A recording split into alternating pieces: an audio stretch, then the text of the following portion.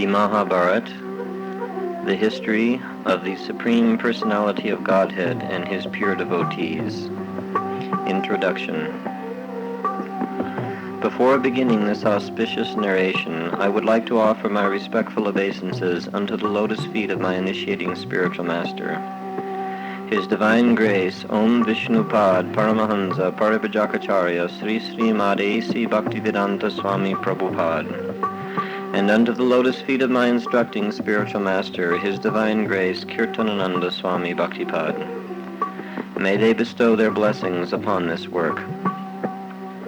I also offer my obeisances unto all the preceptor spiritual masters, and unto the Supreme Personality of Godhead, Lord Sri Krishna Chaitanya Mahaprabhu, by whose mercy even a dumb man can recite eloquent poetry.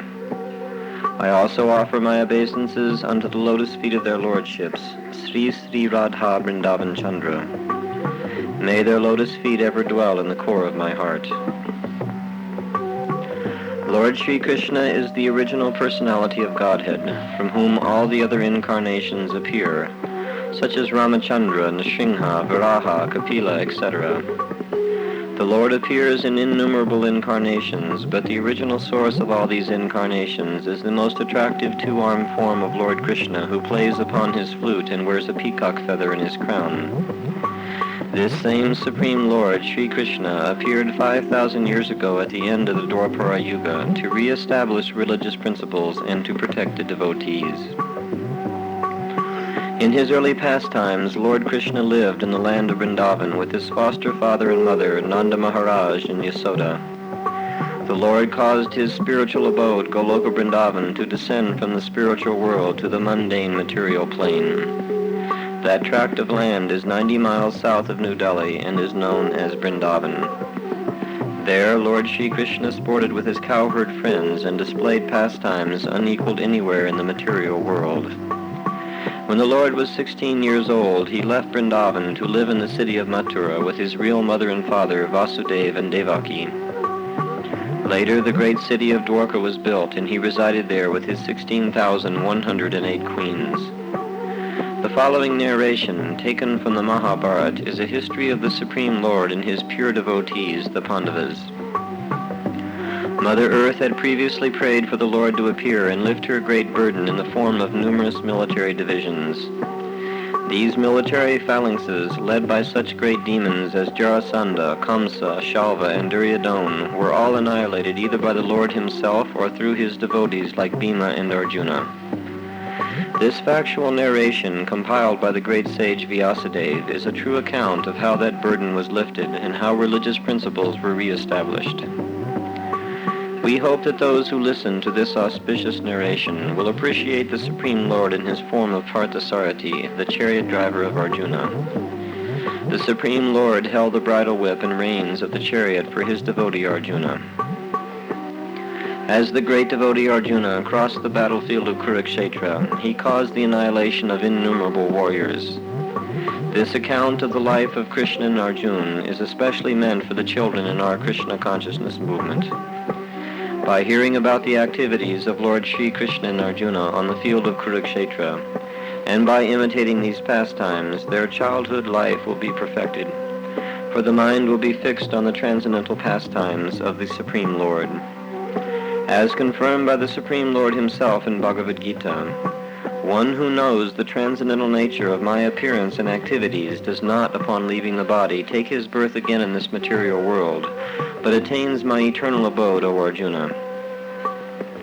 Our Divine Master, Om Vishnupad Paramahansa Paripajakacharya Sri Sri Madesi Bhaktivedanta Swami Prabhupada, heard the Mahabharata in his youth and would play and dream about these wonderful pastimes. It is our desire that the children in our Gurukula system will follow in the footsteps of His Divine Grace, and by fixing the transcendental form of the Lord within their heart, gain the ultimate goal of life, going back home, back to Godhead. Hare Krishna, Krishna Krishna, Hare Hare, Hare Rama, Rama Rama, Hare Hare. This is June 3rd, 1985, New Vrindavan Community.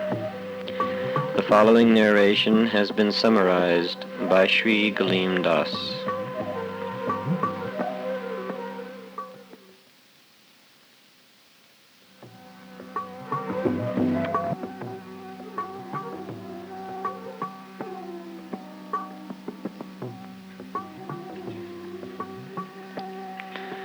The Mahabarata, the history of the Supreme Personality of Godhead and his pure devotees. Adi Parva, Chapter 1, Maharaj Shantanu obtains the celestial Ganga for his wife. Once upon a time, there lived a king of this earth whose name was Maharaj Shantanu, the son of Pratipa. His fame was known all over the world, and he was decorated with all good qualities. The qualities of self-control, liberality, forgiveness, intelligence, modesty, patience, and superior energy ever dwelt in this best among men. His neck was marked with 3 lines like a conch shell, and his shoulders were broad. He resembled in prowess a maddened elephant. Above all these qualities, he was a great devotee of Lord Vishnu, and therefore he was given the title King of Kings. Maharaj Shantanu lived in the age of Dwapara Yuga more than 5,000 years ago. He was a saintly king who cared about his citizens and sought their welfare. The history of the earth before the age of Kali is recorded in such Vedic literatures as the Puranas, Mahabharata, and Ramayana. These divinely inspired literatures are filled with histories of saintly administrators who gave protection to the citizens and who engaged them in God-conscious activities. This Mahabharata is a factual historical account of what happened on the planet Earth thousands of years ago. In the Bhagavad Gita, Lord Krishna told Arjuna, "In the beginning of creation, the Lord of all creatures sent forth generations of men and demigods, along with sacrifices for Vishnu, and blessed them by saying, 'Be thou happy by this Yajna sacrifice, because its performance will bestow upon you all desirable things.'" Man has been existing since the beginning of creation, as well as civilized human society based on God consciousness. It is not a fact that before 5,000 years ago, civilized society did not exist. This is the propaganda of atheists and demons. The people and civilizations of the Kali age have become very degraded, as confirmed in the Srimad Bhagavatam. O learned one, in this iron age of Kali, men have but short lives. They are quarrelsome, lazy, misguided, unlucky, and above all, always disturbed. This is a quotation by Shonaka Rishi to the sages at Naimisharanya. We learn from the Vedic history that thousands of years ago, men were more advanced in good qualities and that civilizations were more prosperous and God-conscious. Since history cannot be perceived by the gross senses, we have to accept authorities who have knowledge of the past, present, and future.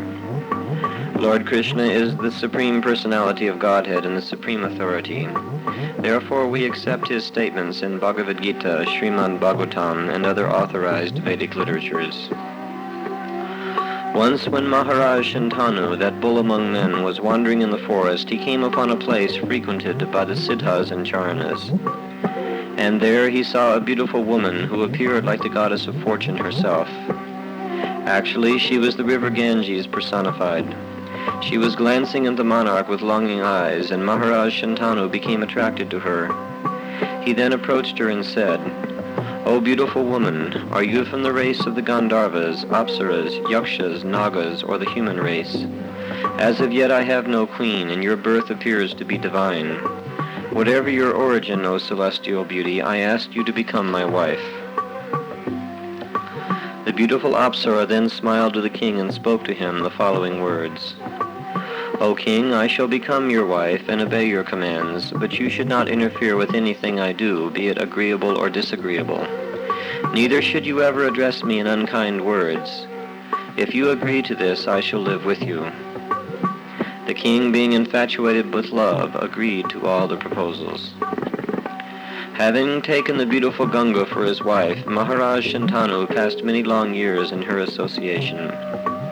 She satisfied the king by her beauty and her affection, as well as her music and dance, and thus the king passed many seasons unconscious of time. While enjoying himself in her company, he begot 8 children by her that were equal in beauty to the demigods themselves. However, on the birth of each of these children, Ganga threw them into the river, saying, "This is for your good." The king was not pleased with the conduct of his wife, but he dared not say a word, or she would leave his company. However, when the 8th child was born, the king could not stand to see the killing of another of his children, and he said to her, Do not kill this child. Why do you kill your own children? O murderess of your sons, the reaction for this sin is very great." When addressed in these words, the celestial beauty replied, "I shall not destroy this child of yours, but according to our agreement, the period of my stay with you is at an end. I am Ganga, the Ganges personified, and I am ever worshipped by the great sages. My origin is the lotus feet of Lord Vishnu. I have lived with you only to accomplish the purpose of the demigods. The 8 Vasus had to suffer the curse of Vashishta Muni, and thus they have appeared on earth as a reaction to that curse. They have requested me to free them from this curse immediately after their birth. I have lived with you long enough to fulfill my promise to the Vasus. This last child is destined to live on earth for some time. His name shall be Devavrata, and he shall become a lion among men." Shantanu then inquired from his wife, "What was the fault of the Vasus that they had to be born on earth among human beings? Why also is this one child destined to live on earth longer than the others? O Ganga, please explain all this to me." Being thus addressed by the king of the earth, Ganga replied unto the monarch, "O best of the Bharat race, there lives on Mount Meru a great sage of the name Vashishta. In a beautifully wooded region on that mountain is his ashram, and there he practices austerities. With the help of his Kamandenu cow, he performs sacrifices for the pleasure of Lord Vishnu. One day the 8 Vasus, headed by Prithu, came to that region. Roaming about with their wives, the Vasus came upon the hermitage of the great sage Vashishta. At that time they spotted the celestial cow, whose name was Nandini. One of the Vasus, whose name was Dew, then spoke to his wife. "This cow belongs to the great sage Vashishta, and it is said that the mortal who drinks the milk of this cow remains unchanged for 10,000 years. Replying to her husband, she said, "There lives on earth a friend of mine named Jitavati, the daughter of the sage Ushanara. I desire to take this cow along with her calf and present them to her." Requested thus by his beautiful wife, Dew, along with his brothers headed by Prithu, stole away the Kamandenu cow, forgetting who was its actual owner. That evening, when Vashishta returned to his hermitage, he could not find his Kamandenu cow or its calf. He began to search the woods, but nowhere could they be found. By his mystic power obtained by long years of austerities, he could understand that the cow and its calf had been taken away by the Vasus. When the sage's wrath was kindled in this way, he cursed the Vasus in the following words: "Because the Vasus have stolen my cow for use in sacrifice, I curse them that they will have to take birth on earth." The sage then returned to his practice of ascetic meditation. When the Vasus heard of the curse placed upon them by Vashishta, they came to his hermitage to pacify him. They spoke to him in sweet words and offered to return the cow. However, they failed to obtain the grace of the great sage. The great Brahmana Vashishta, who is naturally kind to everyone, then said, "This curse I have placed upon you is the proper punishment to correct you. You shall be freed from this curse within a year of your birth on earth. But the Vasu Dew, who has committed this act, shall have to dwell on earth for a long length of time. Dew, though living on earth, shall not have children. He will, however, be virtuous and conversant with the scriptures. He will be an obedient servitor to his father, but will have to live without female companionship." Ganga continued, "The Vasus then came to me and begged a benediction. They asked that I cast them into the waters of the Ganges, and as soon as they would take their birth. O best among kings, I have fulfilled their desire, and this last child, Dew, will have to live on earth for some time." Having spoken these words, Ganga disappeared with the child, and the king returned to his palace with a sorrowful heart. The origin of this material world is a person. He is the Supreme Personality of Godhead, Lord Krishna. As Lord Krishna states in Bhagavad Gita, "I am the source of all material and spiritual worlds. Everything emanates from me. The wise who knows this perfectly engage in my devotional service and worship me with all their hearts." As the President of the United States has many men to help him to administrate the government, so also the Supreme Lord has many persons to help him manage this universe. They are called universal demigods. There is Indra, who rules heaven, Brahma, who creates the universe, and Varuna, who manages the affairs of the waters, and many others. Ganga was the personification of the river Ganges, and was therefore one of these demigods. These demigods are not seen in this age of Kali, because people have become atheistic and very fallen in terms of good qualities. Previously, the demigods used to appear on earth at the sacrifices of great kings. These sacrifices were meant to please the Supreme Lord Vishnu, and the demigods, being administrative servants of the Lord, used to appear to accept their portions of the sacrifice. These sacrifices were not pagan rituals, but authorized means of worshiping the Supreme Lord. Sometimes horses or cows were killed in these sacrifices, but this was only to test the power of the mantras chanted by the brahmanas. The animal was then brought back to life with a new body. Ganga, the demigoddess of the river Ganges, appeared before Maharaj Shantanu to carry out the desires of the demigods. She saw him to be a qualified husband. Maharaj Shantanu also saw Ganga to be a qualified queen by which he could beget good progeny to carry on the ruling of the government.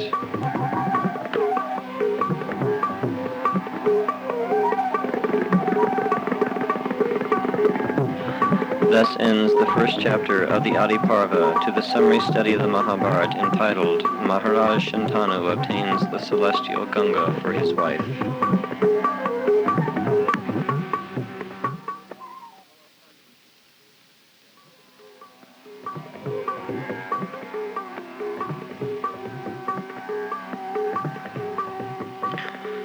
Chapter 2 of the Adi Parva, Maharaj Shantanu and Devavrata.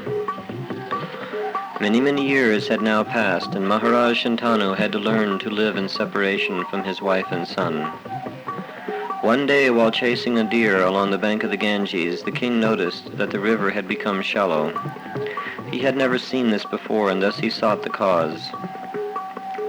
While searching along the riverbank, he saw a youthful boy possessing great strength, stature, and handsome features.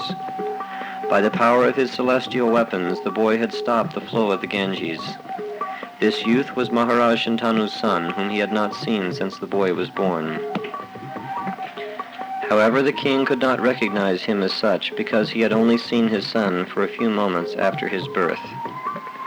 The boy, upon seeing his father, knew him to be so and quickly disappeared from sight. Maharaj Shantanu was struck with wonder and imagined that the youth might be his own son. He then continued down the riverbank, and there he saw Ganga, whom he had not seen in years. As he approached her, he saw the same boy standing at her side. She then spoke to him. "O best among kings, the 8th child that was born of us now stands next to me.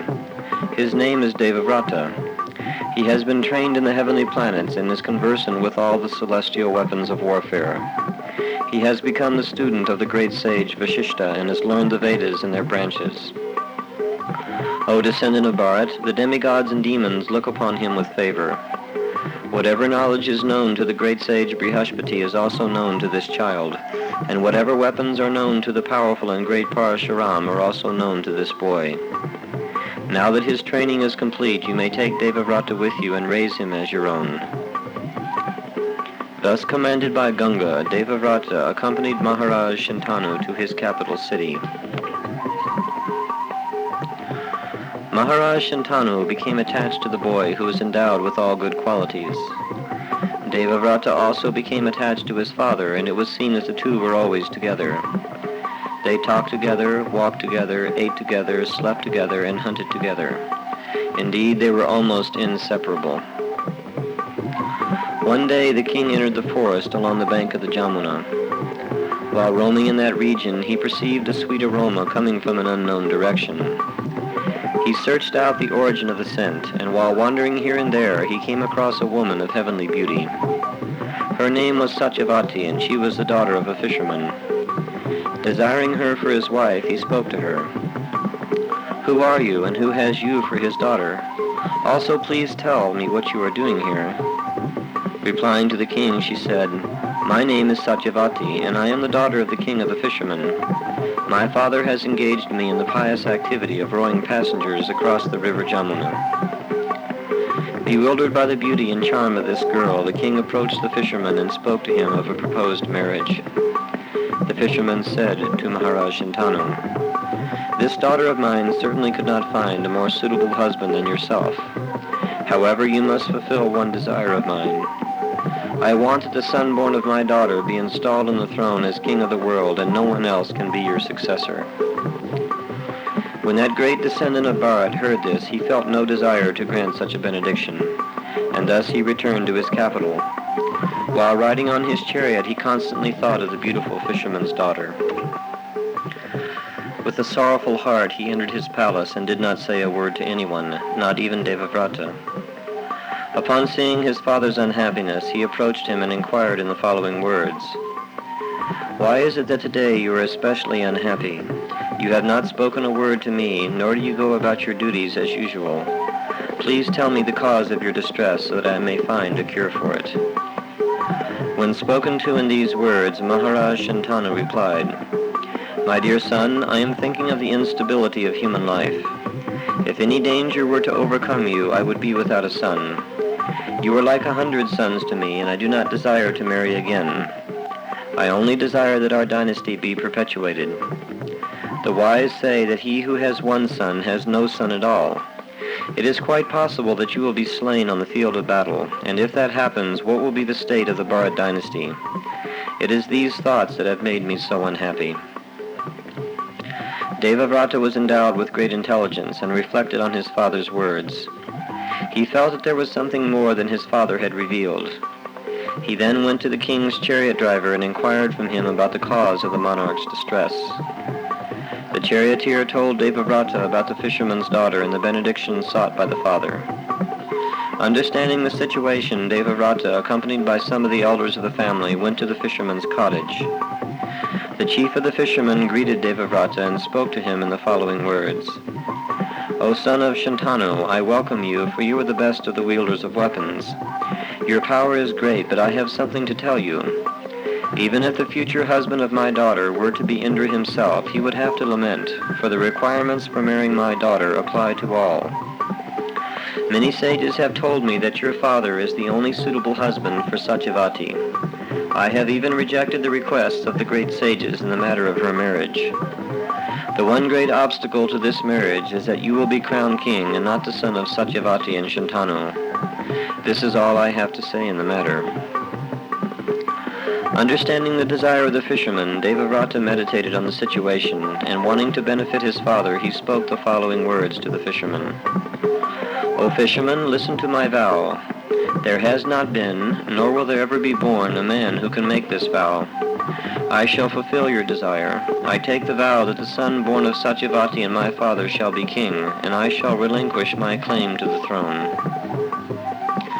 Upon hearing the words of Devavrata, the fisherman who sought sole sovereignty for Satyavati's son said, "This vow that you have taken will certainly come to pass, but I have one doubt that is still in my mind. What will happen to your children? They may also claim the throne." Devavrata replied, "O chief among the fishermen, listen to the vow I shall make in the presence of all these assembled elders.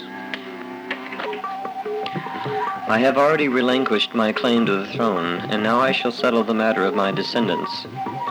I shall adopt the vow of brahmacharya and agree never to marry." Upon hearing the vow by Devavrata, the hair on the fisherman's body stood on end, and he said, "I shall hand over my daughter to Shantanu." When Devavrata had spoken this vow, the demigods showered flowers from the heavens, and the sky was filled with the sounds, "This one shall be known as Bhishma, one who has taken a terrible vow."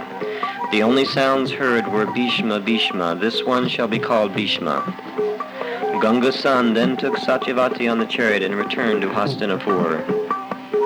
When Maharaj Shantanu heard about the wonderful activities of his son, he was pleased and gave him a benediction, saying, "Death will never come to you as long as you wish to live. Indeed, you will die only when you desire it."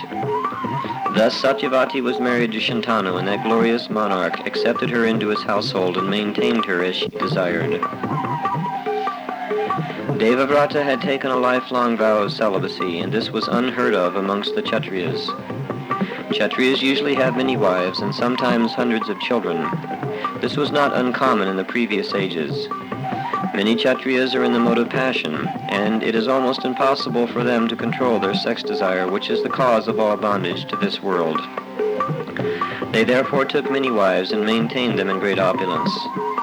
Bhishma was a great devotee of Lord Vishnu, and because of his devotion to the lotus feet of the Lord, he was able to make a vow of being a lifelong brahmachari, rejecting the so-called feminine beauty of this world. By allowing the semen to flow up the spinal cord, a man increases in strength, memory, intelligence, and duration of life. It was for this reason that Bhishma became the most powerful of the great warriors.